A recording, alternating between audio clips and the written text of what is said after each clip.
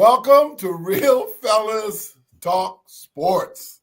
Here we are, October 1st, the beginning of the fourth quarter. We're going to cover the week in sports, man, and we have a lot to cover. We've got football, we've got the Ryder Cup, we've got baseball playoffs, we've got college football. So let's see if we can squeeze it all in. But before we get started, I got all my fellas tonight. I want to go around real quick and introduce them. One of the gentlemen I've known for 55 plus years, I say it all the time, the classy guy from my neighborhood, the best athlete, the nicest guy, Mr. Larry Abels. Good evening, and you look good. Thank you. I always thought you were a nice guy, at least for a while, but, I won't touch on that. Good to see everybody. Thanks for the intro, Chuck. Hey, listen, the best golfer of the foursome, he always keeps that thing in the short grass, as they say, all the way from the great state of Virginia, even though he's a Washingtonian too. Yes, indeed, Mr. Gregory Finner. Mr. Finner, good evening, sir. How you doing? Man, it's always a pleasure. It's so much sports going on right now. It's enough to make a man who doesn't even have asthma need a whiffer. Right, need an inhaler. Right. And Indianapolis's finest. Yeah, he's got ties to Washington, D.C. Strong ties. But he promotes the great state of Indiana and Indianapolis, Indiana. We're glad to have him, Mr. David Burnett. Good evening, sir. How you doing? Good evening. Let me just remind everyone, in 49 states, it's just basketball. But this is Indiana. Just never forget that. We're going to talk about your ladies' version of basketball later, David. Amen. I was very impressed with your fever, so we'll get into that later. All right. So let's get started. There's 5 games I want to cover, or we want to cover, and let's start with the first one, which is the Eagles, the Philadelphia Eagles, and the Tampa Bay Buccaneers. Both teams were undefeated. Philly went to Tampa. Philadelphia won that thing 31-25. Good game. I'll start with you, Larry. Any thoughts of that game? Philly did what they needed to do to win. Their defense came through for them. I'm a little leery of their offense this year. They haven't been as productive as they've been in the past, but they've been able to win. But they have some internal grumbling that I think we'll put up with it. Players will put up with it as long as you win games, but let's say they don't block that Rams kick and the Rams hit that field goal, we might be having a different conversation now. I agree, and I'm going to come back to that specific point later. Greg, what's your general thoughts of that game? So the Eagles are, I tell you, they're just so physical. They're just such a physical team, and I love how they play. The Tampa Bay Buccaneers kind of got exposed a little bit, but I will tell you, I know we're going to come back to it, but the Eagles offensive coordinator is dreadful. He is awful. He has the imagination of a third grader. I can't, but I got more to say about him. We'll come back to that. We'll come back to that.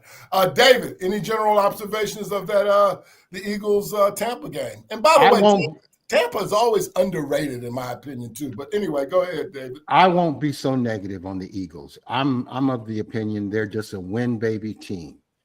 Let me say what I really liked about that game.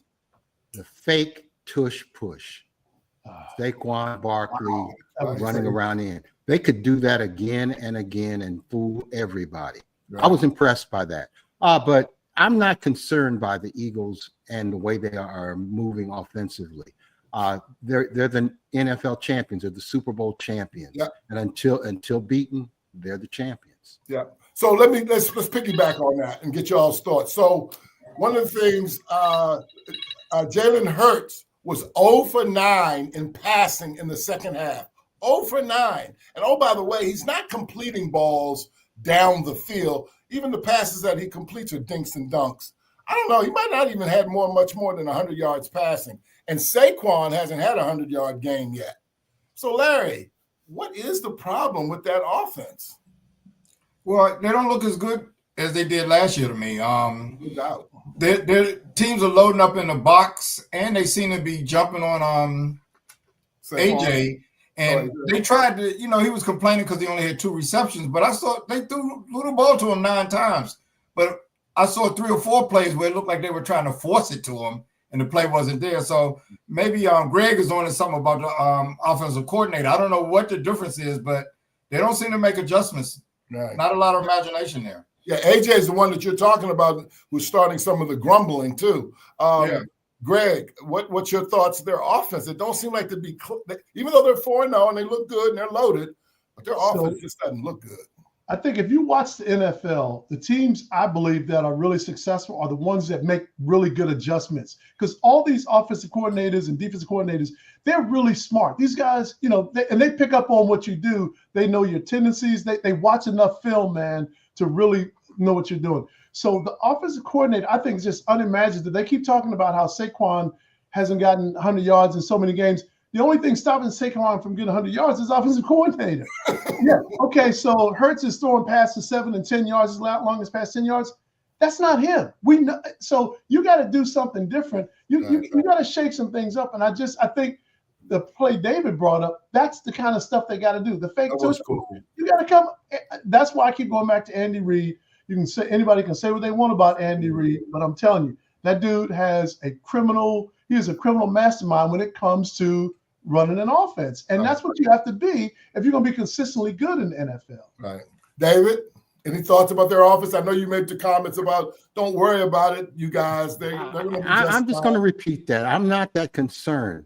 A.J. Brown, he can bring a Bible out and read that. Like last year. On I mean, A.J. Brown is a complainer. He's a whiner. Catch the freaking ball. There were several balls that were right in his hands, and he dropped it. I'm tired of hearing him complain in a what's the word I'm looking for? In a peaceful way. Right. Look, just shut up. It's a passive aggressive. Passive aggressive. Right. Just shut up and play ball. They're 4-0. Don't poison the well. The Eagles are going to be fine. Saquon is not going to get 100 yards every game. I think he struggled to get 50. But you have to understand from a running back's point of view, where are the holes? They're running him up the middle all the time. There are no holes oftentimes in the middle. You've got to be more imaginative. That fake tush push was an example, just like Greg was talking about, of maybe being a little bit more innovative. That can happen, but they're 4-0. Yeah. My Colts are 3-1. Let me say one more thing. I do think they're the best team in football. Yeah. I got some complaints about the offensive coordinator, but I do believe they're the best, and they're talented. A.J. Brown that dude is crazy good, but that's wide receivers, man. Right. Who's crazy? The wide receiver that didn't, go a little ballistic at one point in time? Always. Well, let's switch to the Cowboys-Packer game. Another, two storied programs. This was the return of Micah, the whole thing. I don't even think Micah came out for warm-ups, they were saying. The game ended in a 40-40 tie. David, what are your thoughts about that game? It was a great offensive game. I'll say that. Mm-hmm. The Cowboys played well. The quarterback was outstanding. Both quarterbacks played well. Now Jordan Love, I think, didn't manage the clock very well at the end. I don't know what he was looking at. And I'm a Jordan Love fan. Yep. I know you're not really, Chuck, but $55 million. That's the only thing I would say. There you go. And there it is. Chuck Money Snowden. Okay. That's all I got to say about that. Okay. Larry, what's your thoughts? What's your thoughts on the game? And I'll tell you, it's not easy for me to say, but you're right, David. Dak is a hell of a quarterback as well. I mean, he didn't even have his main guy, C.D. Lamb, and he too put up 40 points and over 300 yards. What did you think of that game, Larry? Oh, I think Dak is a pretty good quarterback, and some days he plays very well. And I have respect for Green Bay's defense coming into this game, and he put 40 points on them. He did. I was kind of surprised Micah didn't have a better game. They seemed to, and maybe they were just ready for him and schemed toward him, but it seemed like that would have opened up things for the rest of Green Bay's defense. But I got to take my hats off to Dallas. They showed up, and I thought they were going to get it handed to them. Right. Jerry looks like a winner out of that, just coming away with a tie. Greg, any what's your? Look, so I think Dallas played way over their heads. I mean, they played really good football. And Green Bay, just when I'm ready to really, I still think they're one of the best teams in the league. But just when I'm really ready to crown them, it's like, okay, they lose to the Browns, and then they tie the Cowboys and they get 40 points scored on them. I'm thinking the way they just drudged the Commanders. I mean, they manhandled the Commanders. Right. And Jordan Love, that boy can spin it. I mean, he'll get reckless from time to time, but that boy can spin that ball, man. He's really something special. But Dak is such a, I mean, it's like he plays just well enough to earn that 55. That when he's off a contract, you got to give him 55 because you can't let him go, right? But he'll just give him time. He's like Novocaine, just give him time. Or you're shortchanging him, Greg, 60. That's right. Dak is 60. That's right. That's right. Dak is 60. But Dak, and again, but in defense, he had 3 12-5 seasons in a row, 3 of them. And that's hard to do. So he just doesn't. And he's 0 for the playoffs. Exactly. Yeah. So the last thing I would say is with regard to CeeDee Lamb, George Pickens is the most unpredictable receiver. Now, when he's good, man, he is good. But if I see him turn upfield before he gets the ball one more time, like this guy could be tearing the league up, but he does that a lot. But he's so talented, man. He made one catch that was sick. I mean, it was this crazy catch. He's so talented, man. George Pickens is really talented. Right. All right. The third game. Oh, okay. So one of my teams are the Ravens, and I'll tell you, we're going to talk about them, the Ravens and the Chiefs. And I was wrong on both fronts. I thought maybe the Chiefs' window was about to close this season. And I thought the Ravens was as talented as anybody, and I had them in the Super Bowl. But they are now 1-3. The Chiefs are 2-2. The Chiefs beat the Ravens 37-20, and they did beat them. Larry, what in the world is going on with Baltimore? What are your thoughts on that game?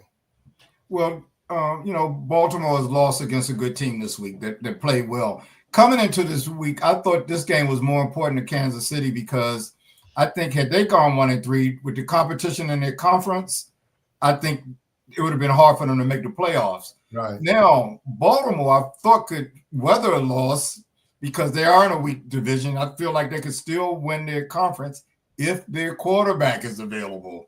The fact that he got hurt is really making me wonder about them. So I think with Baltimore, I expect them to come back if Lamar Jackson can get well, plus the fact that I don't really have a lot of faith in the rest of their conference. Certainly not Cincinnati and Cleveland. Right. And Pittsburgh, not really that much either. Right. But with Lamar out, their work is cut out for him. Right. Have we heard, Larry, if he's going to be how long he's going to be out? Do we know anything about that? I haven't. I didn't hear what happened today. They was talking about maybe out this week and next week, and the following week they have a bye. The other thing that I didn't mention is King Henry only got 8 carries last week. No. I didn't quite understand that. So right. Yeah. Greg, any thoughts what's your thoughts about that game? How about them Chiefs? Right. Listen, let me tell you something.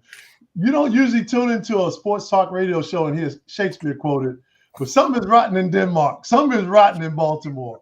It's not the coach, because as he says about when they were growing up, who has it better than the people in Baltimore? Nobody. He is a great coach. I wouldn't even dream about him being anywhere else. But it's something wrong because they get in the red zone and they get yipsy. They get all over the place. Henry, he only got 8 carries because they're scared to give him the ball. Right. There's something going on with him. Fumbling, I think, is as much mental as it is physical. So that's that. But I'm telling you, the Chiefs are sliding back into Chiefs form. And I'm telling you, people should have beat them while they had them because they're easing back into their game. And Rice is coming back. I'm telling you, man. You got to watch the Chiefs. They're not going to hand that trophy over that division over that easy. Shame on me. That guy's been to 4 Super Bowls, right? And I got the nerve to question the Chiefs. David, give me your thoughts about that. It's simple. The Ravens can't stop anything. They can't stop a nosebleed. The defense is terrible. They built a reputation for decades on great defense, but that's over. They can't stop anybody. The offense has been required to score many points and right now they've got some holes. Yeah. The running back is fumbling. The quarterback is getting caught in his rushes. Good point. The offense can't carry the team anymore. And if you can't stop anybody, they may finish last in their division. And I know that sounds blasphemous, but they may finish last. And so. you know, I think it's a possibility. I don't think they just don't look good at all. Yeah. I don't think they look good. I don't think they look good, but I think they're not going to finish last in that division. Oh, well, I don't know about. That's Cincinnati just my opinion. Cincinnati's bad. Cincinnati's bad. And Cleveland can't score. And they don't have a quarterback. And they're getting ready to well, I'm just saying, if Baltimore finishes in 4th place in that division, don't be surprised. All right, good. Hey Chuck, one more thing about the Chiefs. One more thing, and I got to get all my quotes in tonight. Yes. So they should hang Mark Twain's quote up. Rumors of my death have been greatly exaggerated. The Chiefs are not dead. They are not done. I thought they were, but they're not. They look good, didn't they? They look good. Like you said, Hollywood Brown and some of those receivers, they finally came through and making catches. Now, I don't know if it's because of the Chiefs were looking good or if the Ravens secondary is just that bad. They're bad. They're bad. But that's the question I wanted to ask you guys. We're beating up on David. I think you are absolutely right about Baltimore's defense being a big problem. Are we praising the Chiefs too much? I might be because they look that good to me. I might be. Hollywood Brown, if his name was Joe Brown, we wouldn't be talking about it. Right.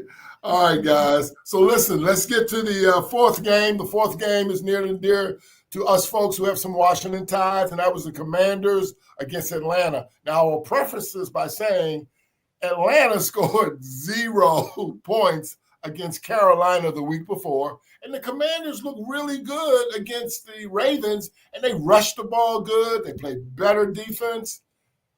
What in the world happened this weekend, Larry, down in Atlanta, down in the ATL? I'm a Commanders fan, but I've always been skeptical of them. Even last year, right. I think they overachieved. And this year, I don't see a lot. I don't like their offensive coordinator. I think his play calling is bad. Wow. I think he tries some cute plays at the wrong time, and it doesn't work. Jaden Daniels and McLaurin not playing. They look very ordinary. And the key to them last year was they were able to control the ball so much that other teams, their defense only had to make a few stops. Right. When Washington's defense is out there for a while, they're in trouble. Right. Right. Did they not run the ball enough, Gregory? I thought they gave up on the run a little bit in that game. I think they gave up on it quick. And I've always been, just like you've been skeptical of them, Larry, I've always been skeptical of Dan Quinn. I can't get that Super Bowl out of my mind. I just can't. And whenever I see teams that come on the field in different week to week in a different, form or fashion, it's like, okay, this is inconsistency. They didn't look like they were ready to play. I was in Myrtle Beach the week that the Panthers played the Falcons, and I was stuck watching that game. I'm like, all right, and I'm watching. I'm like, so I felt like I was in upside down world. It's like the Falcons got destroyed by the Panthers, and now the Falcons ran through the Commanders like a warm dose of castor oil. Man, they did whatever they wanted to do, and I'm thinking they're not prepared to play today. They just aren't prepared to play. It's tough. And that's coaching. That's on the coach. And did you see what the Patriots did to the Panthers? Exactly. Like 40 points on them. Right. David, did you get a chance to get caught up a little bit about that game in terms of the? Yes. First of all, you Washington guys, and I'm a semi-Washington guy. Look, it's not that bad. Jaden Daniels wasn't on the field. True. And if he'd have played, they'd have play defense. Well, first they'd have scored more points. They'd scored more points in 27, and that's where I look at it. The backup quarterback is a pretty good guy. Didn't he win the Heisman Trophy? Wasn't he? He was running. No, he won. Oh, he won the Heisman. Okay. Yeah, he won. He's not washed up. He's a good imitation of Jaden Daniels, but he's not Jaden Daniels. Right. So hold your horses, Washington Commander fans. It's going to get better. Jaden's going to come back, and you're going to look pretty good. And Dan Quinn is a pretty good coach. I know Greg. Okay. Okay. But Washington goes to San Diego this weekend. Yeah. If they go to San Diego, they won't be playing anybody. I mean, they go to the LA Chargers. I'm sorry about that. Chargers are not that good. They're not that good. They manhandled the Chiefs. Maybe it was a Brazilian era, but they manhandled the Chiefs down there, man. It was Brazil. If you were in Brazil, you wouldn't be the same either. Yeah, you're probably right. You're probably right. From what I know, you're probably right. So collectively, do we think the Commanders will be okay as time goes on? Jaden comes back. We start running the ball better again, etc. I think so. But David, here's the thing. I'm not as comfortable. We got so hopeful after last year. We got so hopeful. I mean, we've been in hell. We've been in NFL hell for like 20 years, man. And take it from somebody who's been in hell as long as you, if not longer, with the Pacers. Look, we went to the NBA Finals, damn it, and came down to Game 7. Commanders are going to be okay. Okay. Commanders and they had but Larry's right. They won 6 games last year, 6 in the last 10 seconds. 6. True. So sometimes your luck runs out a little bit. Yeah, that's true. That's true. Yeah. All right, and we think Jaden will be back this weekend against the Chargers in LA. He's practiced today. They cleared him to play. Okay, cool. All right, David. We're gonna get to your city and your team. And I got to tell you, the Colts put up a pretty good battle against a pretty good Rams team. I know the Colts lost 27-20. So give us your thoughts of that game. I hope that A.D. Mitchell is on his way to some other team. What he did was just, oh, my God. You can't fumble the ball as you get ready to cross the goal line. Yeah. Fumble the ball 5 yards into the end zone. I'm sorry. He's a cancer on the team. Wow. What position? Is he running back? Wide receiver. Wide receiver. He's the one that fumbled the ball just before he got to the end zone. If he'd have scored the touchdown like they did, they probably win the game close. Because the Rams are a pretty good team, but they're not that much better than the Colts this year. Right. They're just not. I saw Indiana Jones, Daniel Jones, had 1 touchdown and 2 interceptions. Look, Daniel Jones. I'm asking the questions. He's the 3rd-ranked quarterback in the league or 4th-ranked quarterback in the league. He's going to be all right for now. I'm a Daniel Jones guy. I know. See, Chuck, you have these quarterbacks that you can't even. They've been typecast. Look, I'm going to support Daniel Jones. I'm the leader of his fan club right now. Okay. He played all right. Those interceptions were not all his fault. The last one was. Right. But that can happen. Right. Well, they play the Raiders this weekend. Well, let me get back around. Greg, what's your thoughts of that Colts-Rams game? And by the way, the Rams, they sneaky good as long as Stafford is healthy. Greg, what did you think of that game? I honestly think the Rams are pretty good. They played way over their heads in that game. They played better. That's the best game they've had this year. I think Daniel Jones, as long as he's got Jonathan Taylor, I think he'll be in good shape. If Taylor stays healthy, that he balances a lot of things out, man. Jonathan Taylor's a beast. That guy's good. Leading rusher in the NFL. Yeah, he's a beast. Larry, any thoughts about that game? Yeah, I saw a lot of that game. I'm impressed with both of those teams, to tell you the truth. I think the Rams are a good team. Yeah. With respect to Daniel Jones, I think him getting out of New York was probably the best thing that could have happened to him. Mm-hmm. And maybe Saquon Barkley. You notice both of them seem to play a lot better once they left New York.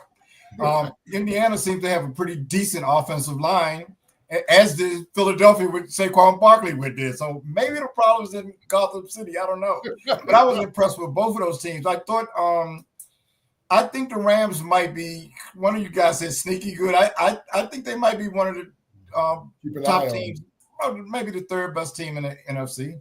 Shout out to my boy Terry Reed from the Golden Ghetto of Indianapolis. And Indiana University, don't leave that out. Well, hey, What's I up, can't leave Terry? that out. He's an Indiana University grad. Terry, thanks for watching. Hey, Terry. I think they're sneaky good too, Larry. And so we'll be, as long as Stafford can stay healthy, because remember he was having the back situation, but so far so good. Right. David, so this weekend your Colts played my Raiders, and I'll be coming to town to see that game. So I'm hoping that's a good game, and we'll see what happens on the outcome of that thing. I'm cheering for one Raider, Charles Snowden III, your son. Right. Other than that, it's going to be a blowout. Well, no, I'm not going to. I like Geno Smith, and I know he's leading the league in interceptions this year, but he's not been an interception thrower. If Geno has a good game, the Colts could be in trouble. Right. The Colts, but I think the Colts can find a way to win. You mentioned Geno and the Raiders, and 21 guys and 22 out of the 22 guys played well in that game against the Bears last week for the Raiders. There was only one guy that did not play well, and that was Geno. Geno was in defense of Geno. I think Chip Kelly has got him, throwing some routes that he's not comfortable with. Chip Kelly is one of the most overrated coaches in the history of football. I'm tired of him. I agree. I because Geno has his time as a starter in Seattle, 3.5 years in Seattle as a starter. He threw very few interceptions, and his completion rate was over 70%. Now, Chip Kelly, the wonderkin fraud, has him, I think, doing some things that he's not supposed to do. Yeah. That's just my opinion. Yeah, no, the running back look good. The height everywhere he goes. There's a reason for that. Yeah. So we'll see what happens this weekend with the Raiders come to good old Indianapolis, and I'll be at St. Elmo's on Saturday night and Burns Cigar Bar on Saturday night. So I'm looking forward to this weekend. Well, I'm looking to be treated for dinner or something. Well, maybe I'll give you a buzz. Maybe you can meet us or whatever. We'll see. All right, that'd be nice. All right. So listen, any other game catch you guys' attention that you just want to make mention about from the weekend? I want the Jets to do well so bad, but it just ain't in them. And Aaron Glenn, I think Aaron Glenn is such a good coach, and I just hope they give him enough time to put his product on the field and not what he inherited. I think Aaron Glenn is such a good coach, man. But they it's hard to say. It's hard for me to second that emotion, given the fact they had 16 penalties in that game, and another kid fumbled right on the goal line. They're going in the end zone, and he fumbles. I'm like, God, come on. All right. Give me your top 5 NFL teams, AFL and NFC, or AFC and NFC. I'll give you Philly, and I'll give you the Patriots. So give me your top 3. Buffalo Bills. I'll start with you, Greg. So you're giving us the Eagles and the Bills, right? Yes. All right. I'm going to take the Chiefs, the Lions, and the Packers. Wow. Okay. David? Philly, Buffalo, and here's the Rams. I give them credit. Yep. The Lions, yep. and a shocker, the Seattle Seahawks. Ooh. This week, right now. I mean, we're only looking at 4 games in. Right. 4 games in. Seattle is earning my applause and approval. Interesting. Mr. Voice of Reason. So you can give me Philly, but actually my number 2 is going to be Detroit. Okay. Philly would be my number 3. I'm going to go with Buffalo. Then I'll say the Rams and the Chargers, the 2 teams in LA. Yeah. I agree. All right, good deal. And we'll revisit this as the year goes on. If the season stopped tomorrow, how ridiculous is this? Give me your 2 MVP candidates. David? Josh Allen. And if it was a fair reading of players, Jonathan Taylor or Baker Mayfield. Wow, I like it. Baker Mayfield, he doesn't get enough credit. And I've been a Baker Mayfield hater through the years. Sure. But the more I look at him, he's got a lot of spunk and desire. He does, he gets beat up and he comes back. He gets beat up again and comes back. And he makes good commercials too. Yes, tough-minded. He only makes $33 million a year. Greg? Okay, money. So if the season ended today, Being honest. and we're talking about the top two Yes. So I struggle with this one so hard. And it's because I'm going to name a name that I don't want to name, but I got to give it to him. So Josh Allen is number one. But number two, and I can't believe I'm about to say this, Aaron Rodgers. Oh, wow. Oh. How about that? The dude is spinning it, man. He's got Pittsburgh should not have the record. They wouldn't have it without him. He's got them back on the board. They're back. And their defense is starting to come around as well. So they look good there too. That's a good one. Larry? I will repeat exactly what David said. Allen and the running back Taylor. And I like Baker Mayfield. I think Cleveland probably wishes they still had him. Definitely. Thank you. Good price performer. All right. That's enough about the National Football League. Good job, gentlemen. Let's quickly get to the college football. I want to focus on 3 games. Penn State and Oregon, Alabama, Georgia, and the Virginia and Florida State game. Proudly. Okay, so let's talk about Penn State and Oregon. Oh, Mr. Franklin, we're so sorry. David, I'll start with you. It was a hell of a game, though. It was a great game, but it's always the same damn game. James Franklin, you know what's going to happen this weekend? They're going to win 60-0. Whenever it's a hard game, he overcoaches, he gets the players tense, and they don't show up. Right. They don't score any points. It's the same game over and over and over, 20-some times. I want to like James Franklin. I want to like him, but I can't. I think it's 2-19 in top 10 teams that they go up against or something like that. It's a lopsided statistic. It's very and it can't. They had 111,000 people in the stands. Whiteout game. Yeah. I mean, can you at least come up with some offense, something aggressive? The scaredy cat play that he has his team under, the tension that they're under all the time, not to perform. They're too good of a team.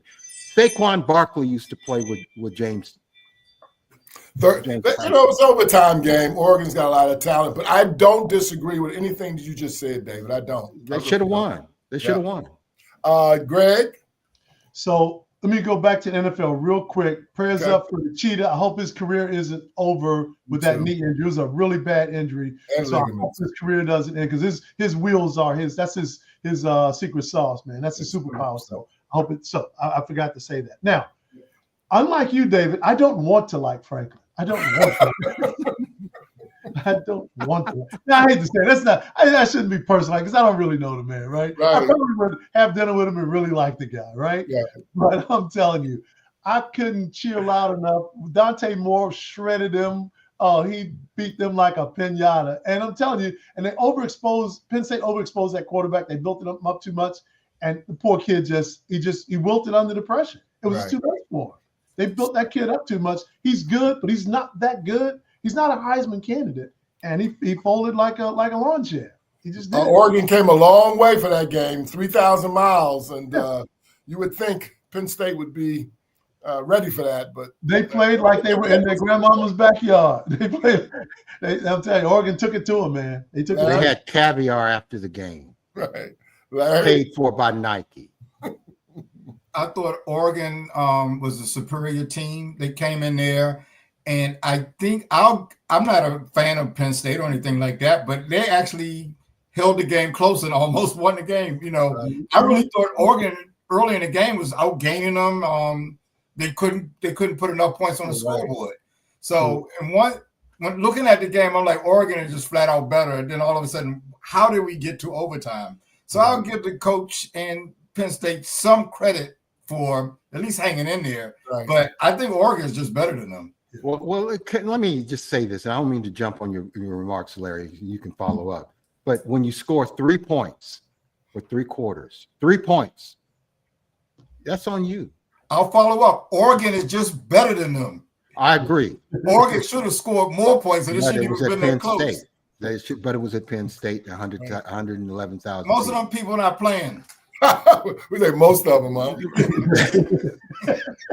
No, Oregon looked like the superior team. The 3 points they were just shut down. But I thought Oregon should have put them away, and they didn't. Yeah. And they had heart. They hung in there. That's I'm not true. a Penn State fan. I mean, I have no Right. You have no allegiance. no love for them whatsoever. A little side note. So I live in 903 Brick Manor Circle. James Franklin used to live at 907 Brick Manor Circle. He was the assistant coach at the University of Maryland, and under Friedgen. And Friedgen said he was going to stay, and then Franklin took the job at Vanderbilt, and then from Vanderbilt he went to Penn State. So you're friends with Franklin? He knows me. We know Danielle used to babysit his 2 daughters. Oh, okay. Yeah. All right. But I haven't talked to him since he left, and I did reach out to him one time. Anyway, that's neither here nor there. Did he reach back? He didn't call you back, did he? See what I mean? No, he did not. All right. Well, then that game, and that was one of the better games. It was, again, a great weekend. This game usually is the marquee game, Alabama, Georgia. But people have caught up to those teams, obviously. But again, that was a hell of a game as well. Alabama, the Mark Anthony phrase, Greg, the death of Alabama might be greatly overrated, greatly exaggerated. Alabama wins 24-21 over Georgia. David, what do you think of that game? Georgia can't beat Alabama, period. And no matter who's the coach, they've lost 8 out of 9. I think that's the statistic, 8 out of 9. Kirby Smart is a great coach. He's won a couple of national championships. Yeah. We can't take that away from him, but he can't beat Alabama. And first of all, Kellen DeBoer is pretty good. They try to compare him to Nick Saban. You can't compare anybody to Nick Saban, the greatest college coach of all time. 100%. So any comparison is unfair. Sure, it's unfair. Kellen DeBoer, I don't know. I know I'm mispronouncing his name, but he's a pretty good coach. He took a team to the national championship game in Washington. He's got to be pretty good. Yeah, Florida State beat them early in the year, but they've fixed their situation and they look pretty good. They've got a big game this weekend. They play Vanderbilt in Tuscaloosa. Vanderbilt is undefeated. People will be keeping an eye on that game this weekend. Greg, any thoughts about that game? I'm surprised actually that Alabama is they're creeping back. I mean, I thought they were done. I really did, because they weren't ranked 10th this week, 10th in the nation. Yeah, they're creeping back. They're creeping back into. I thought they just weren't playing like. And maybe I was looking for Nick Saban Alabama teams. This is his team, and we've got to respect that. But Saban's teams were just so rough and tumble. They tackled well. They fought till the last dog died. I saw a couple of guys laying around before the whistle blew, on a few Bama games. So I think they're on the comeback. Me too. This will be a good test for them because Vanderbilt is no joke. Vanderbilt's beat a lot of people. I agree. They beat some good teams. They beat some quality teams. So they got a little quarterback as a Heisman Trophy candidate. Larry, what'd you think of that game? I only saw a little of that game. It's college football, and you've heard me say this in the past. People vote on who's the best team. And one thing I like about this season is like a lot of the top teams have played each other early on. Mm-hmm. So I'm not holding Alabama's loss against Florida State. I think they're a quality program. I didn't expect Florida State to beat them, but I wouldn't be surprised if Alabama beats with the rest of the games. I think they're a strong program with good players. So I shouldn't say I would be surprised if they win all of their games, but I expect them not lose more than maybe one more game during the season. Right. And again, Alabama's a tough conference. I mean, they're in a tough conference like the Big Ten, et cetera. So a loss doesn't it's not a killer, if you will. All right. Well, let's get to a game that I was very excited about. It was Friday night game. It just seems like a lifetime ago. It was Virginia, Florida State. Let me set the stage. 30 years ago, Bobby Bowden brought Florida State into Charlottesville. That was 1995. Florida State had been in the ACC for 3 years, never lost a game. They came into Charlottesville, and they held them at the 1-yard line. UVA won. They stormed the field. Fast forward 30 years later. Well, let's not even do that. In 2019, same thing. They knocked off Florida State in Charlottesville and won that game. But this game, Florida State was in the top 10, 6, 7, something like that. Virginia was kind of coming back, but we weren't sure about them because they lost to NC State. They played one hell of a game. Larry, did you have a chance to catch that game and have any thoughts about it? Yeah, I saw most of that game. I thought that was a very entertaining game. And I was impressed with Virginia. You know, they played very well. Of course, they're not ranked, but they beat Florida, Right. who beat Alabama. But no, very entertaining game, and they hung in there at the end. You know, and kept Florida State out of there. Yeah. Greg, did you have a chance to peek at that game? I saw parts. I didn't see all of it. I saw parts of it. But Florida State, I don't get Florida State, man. They're so up and down. I know Virginia is. I don't think Virginia is a better team than Florida State, but they outplayed the crap out of them that night. I mean, it's the kind of any given Sunday thing, right? Oh, yes. What I saw, I didn't even recognize Florida State. I'm like, I don't even recognize this team. Right. I'm happy for. Obviously, you guys know that UVA went through a tough time when those 3 kids got killed on campus, and it's been tough. You know, it's been tough, but. Clearly, it looks like Virginia has turned the corner, and we'll see what happens the rest of the year. David, did you have a chance to catch that game? I saw the trampling of a player when the fans stormed the field. That's what I saw. Relax. Right. So here's the thing. Virginia, all their students get up on this hill. They're up on a hill. So when they rush the field, they all come flying down off that hill. And I agree with you, David. It looked like I hope everybody's trampled. I hope everybody's accounted for. I've been there when we've knocked off Virginia Tech and they rushed the field. But I ain't never seen anything like they did on Friday night. I thought it was kind of. That was all I saw. Right. That was enough. 19 people got hurt. They got to pay a $50,000 fine for that when you right. They got money in Virginia. Yeah. Well, there you go. Stack money. All right, well, that's it on college football. Unless you guys have anything additional, let me ask you this question real quick. David, Heisman Trophy candidate. I know it's early, 4 games. Do you have anybody? Right now, the talk is of your quarterback, the kid from Indiana. Mendoza might win the Heisman Trophy. If Indiana can play like they did last year, if they can get to the playoffs or near the playoffs, Mendoza has a chance to win the Heisman Trophy. And I know he's had how many games did he play in college? 100? A lot of them.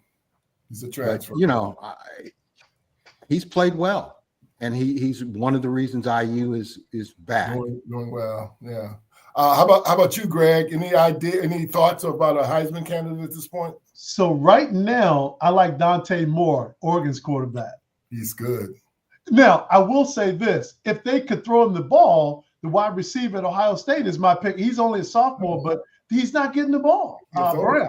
Yes. Brown or Smith. Crazy. He had a nice touchdown the other day. He did. But he's only got like 3 touchdowns this year. He's not getting the ball, but he's a man child. If they could get him the ball, he'll destroy it. Yeah, I like him a lot. Larry. I have to say I haven't scouted the college game that much, but it's one guy that I saw a couple of times in South Carolina's quarterback. Yes.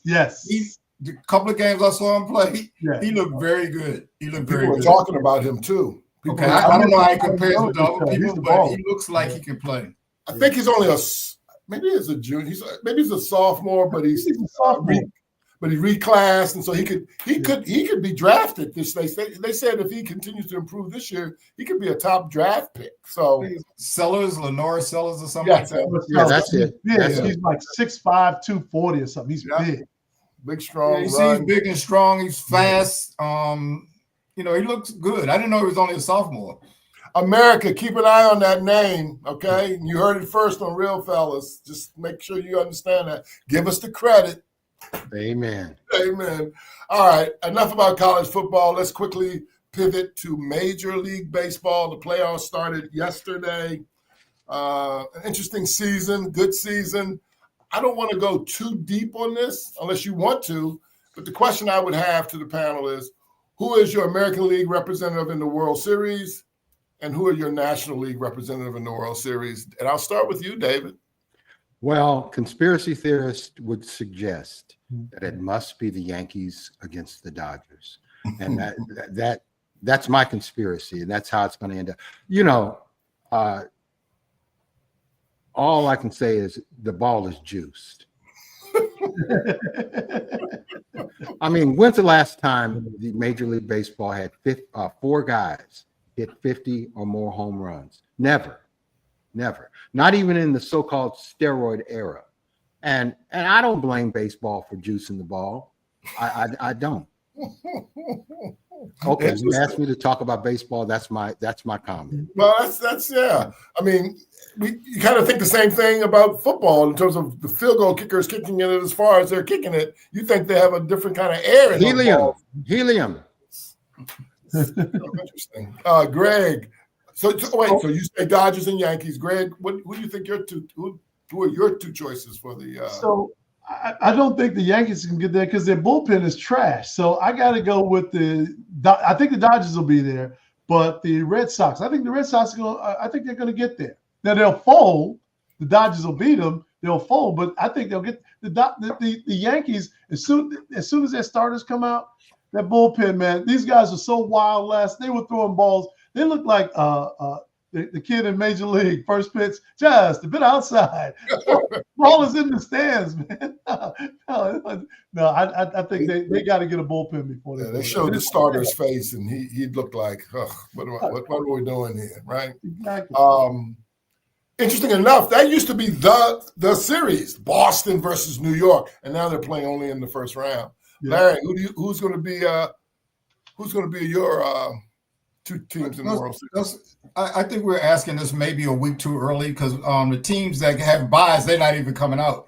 Right. The thing about the Yankees had the second best record in the American League. They just lost their division, so they played pretty well this year. So it wouldn't be a stretch to say that they can get there. They're tied with Boston right now. Boston won the first game, so I'm not sure they'll get out of this. They might not even make it. Go out after the night. They might even make it to the second round. Wow. But I've been looking at Philadelphia. They've played very consistent all year, and Milwaukee played very well this year. So something about baseball, they're going to be off for a week, and I think they're going to lose some of their edge. So I'm leaning toward the Dodgers because they're playing very well right now. Don't know about the American League. I really don't know. Well, I was going to say until you shared that information, I was going to say the Yankees and the Padres, and the reason I said that is because the Padres bullpen is lights out. So if they can just get 3 or 4 innings with their starters and they turn it over to that bullpen, unlike what Greg was saying about the Yankees bullpen, they are unbelievable, even though they lost yesterday. So I like the Padres and the Yankees. We'll see what happens. Anything else about Major League Baseball you want to mention? I'll mention Little League Baseball. Remember, I got hit in the neck with baseball. No, I didn't know. We didn't know that story, David. It's like a fascinating story. that ended my baseball career. Right. Tragedy. Tragedy. Well, David, we're going to get to something that I know you're going to want to talk about, and Larry can't wait to get to this subject. And so I'll start out with you, David. The WNBA. The game last night was absolutely fantastic between the Fever and the Aces. It was the winner of that goes to the finals. It was a great game. They won in overtime. So, David, give me your assessment of that game and really the playoffs so far in the WNBA. The playoffs have been pretty good. Last night's game was one of the best games I've ever seen, male or female. It was very competitive. And, of course, I'm a Fever fan being here in Indianapolis, and I've got some remarks I'll make in the closing comments. The Fever just were overwhelmed because they don't have enough players. In the end, they didn't. But not to take anything away from the Aces. The Aces, they got the best player in basketball, in women's basketball, in Asia Wilson, period. And the guards shine down the stretch, too. They just have a complete team, and those 3-pointers that they hit to seal the game are a close game, a very close game that went to overtime. Yeah. It was compelling. It I was surprised. I really was surprised. So David makes a good point. Sophie Cunningham was out. Obviously, Caitlin Clark was out. Kelsey Mitchell went down. Boston fouled out, and that game went to overtime. Greg, did you have a chance to peek at that game? Or have you heard anything about it or done anything? I was watching split screen baseball and that, but I'm telling you, I'm such an Asia Wilson fan. I'm partial. I'm not the one to ask. I told you I think she can take a boyfriend, Bam Adebayo. I think she can take him. But I just think she is such a talent. She's clutch. She always comes through when they need it. And I think that women's basketball, the WNBA has hit another level to stay. This is not some fly by night or this year. This is for real. These ladies are for real, and you're going to see that. And I know we're going to talk about the wacky commissioner. She shot herself in the foot, but she has done some really good things with the TV contracts and things like that. She just isn't. She's not of that ilk. She's just not, and she's not of that ilk. She's just not. Larry, what are your thoughts of the game? And I want you to start off the discussion in terms of your reaction to the commissioner versus Fisa Collier and her comments. So first the game, and then your thoughts on. Well, I'm a big WNBA fan. I think, and that game last night to me is somewhat typical of what I've been seeing. As a matter of fact, I think the Aces are going to have their hands full when they play the Mercury, who beat the number 1 seed. Oh, yeah. That player for the Mercury has been one of your favorite players, Larry, even dated back a year or two. Alyssa Thomas. But they one thing I like about these are the two healthiest teams. At least they're coming in with most of their starters because. As we just spoke, Indiana had about 3 starters out. The Lynx had 2 of them out. So at least now we'll have coming into the series, everyone is going to be good. I love it. I think last week I was mentioning that the WNBA probably has a good number of teams because the talent is not dispersed so much. Where when you lose a couple of players, it's a big drop off. We've seen stars go down on every team, and we've seen other people step up that we don't even know about. They're like the third level, and they come up and play. I need another shooter. If I'm coaching Indiana next year, I'm not even sure. This is going to sound crazy. I'm not. I might take the ball out of Caitlin Clark's hands a little bit and put it in Mitchell. I was seeing them triple team her, and then if they do that, and they get Caitlin Clark out there where she can fire her jump up. I think they could cause all types of matchup problems. Yeah. And I think Mitchell probably was a little underutilized, even though she's been a good player. But I just see so much. And the other lady, Odyssey, that came in last night. He was good too. I can see them with a lot of flexibility. One thing that I want to give Indiana credit for, I think I was mentioning, I was surprised they got rid of their coach last year because I thought their coach last year did a good job. But and I think David told me Stephanie White was a good. I can't take anything away from her. No, can't take anything away from her. She's a Hoosier. Well, she's a Boilermaker. I'm sorry. With the Purdue, right? She's a Boilermaker. Now, with respect to Collier and the commissioner, yes. Okay, I spent my career being labor and employee relations person. To me, this is Collier negotiating in public.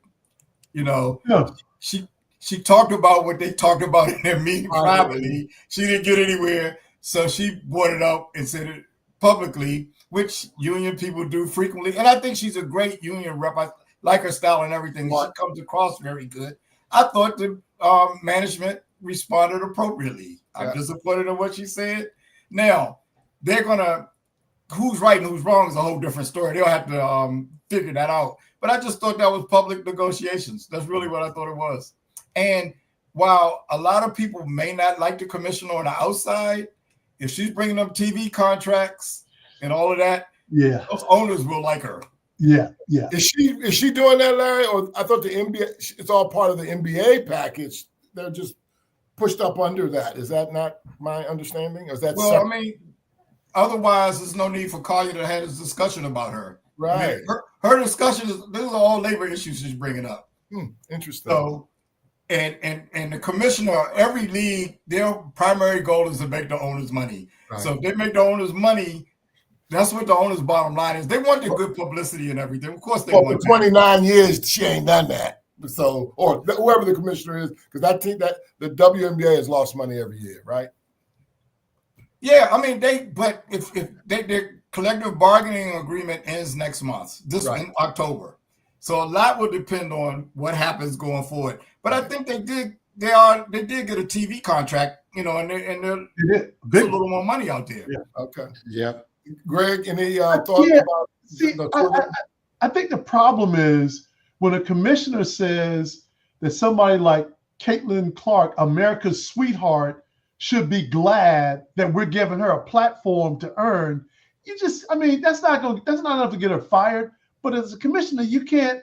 And this lady Collier has credibility. People believe in her, and she clearly has a lot of integrity. So she's not lying. She don't have any reason to lie. And she didn't say, "I didn't say it." Right. The commissioner never said, "Well, I never said that." No, she didn't say she didn't say it. So when you say that America's sweetheart should be glad, who brought in all of those fans and all this attention, she should be glad that we're giving her a platform.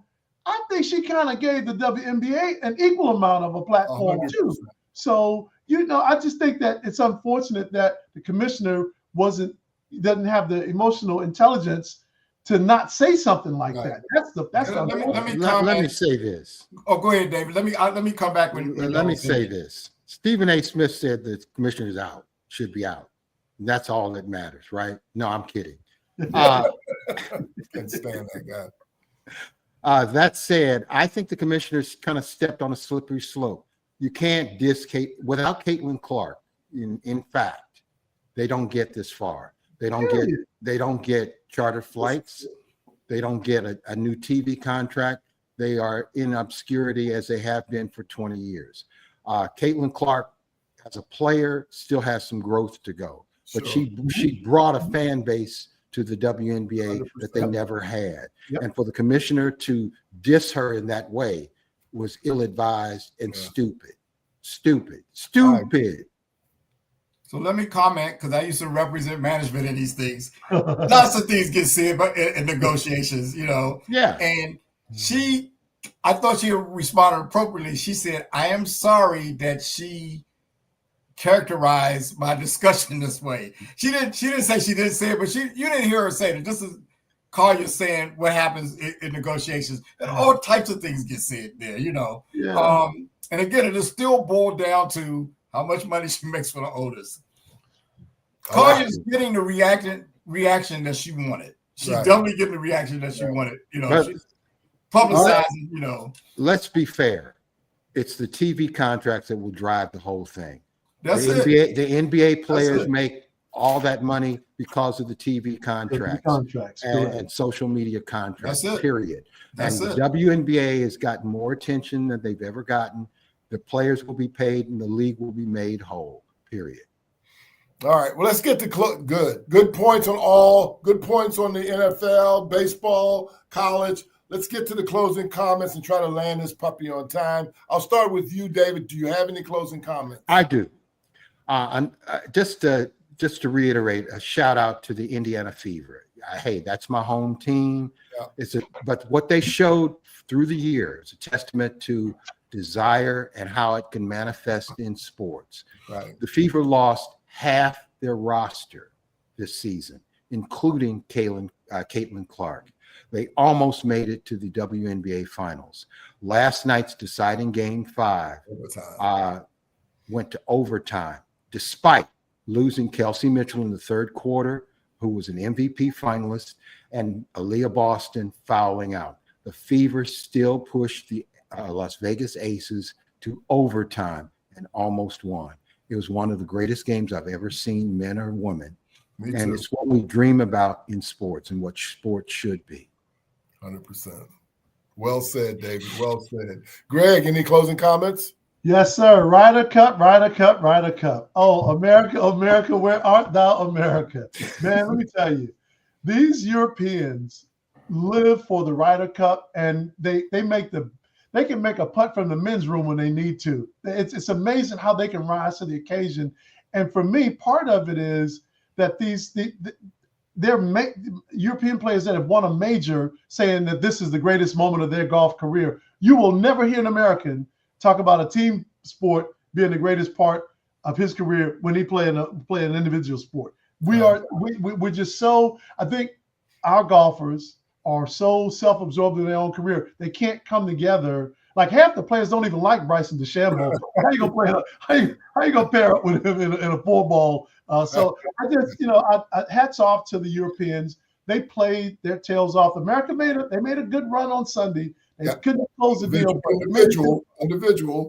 Individual. When they play match play, they can get after it. Right. But 4-ball or alternate shot, oh God, call FEMA. We need disaster relief.